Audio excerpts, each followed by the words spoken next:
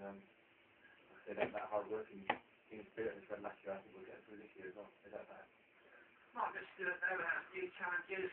While he may have crossed his home city's greatest divide, it looks as if the popular marksman will end his career the way he wanted, in the red shirt of Bristol City.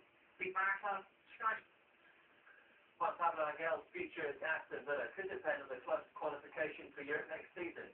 He's yet to play in Europe since joining 4 years ago. Well, the Colombia International said it's frustrating for me. When I joined Villa, I wanted us to be in the UEFA Cup. But I'd like to move on. I'll answer questions about my future in 12 months' time. Martin Lawson will join the rest of the Villa squad for pre-season training after missing most of the year to injury. Lawson made only 12 appearances in his first season at Villa Park. He said, "I've worked all through the break, training 3 or 4 times a week, and I'm very positive about things." Lawrence Delanio is confident he can compete at the highest level on his return from injury. Delanio hopes to be back in action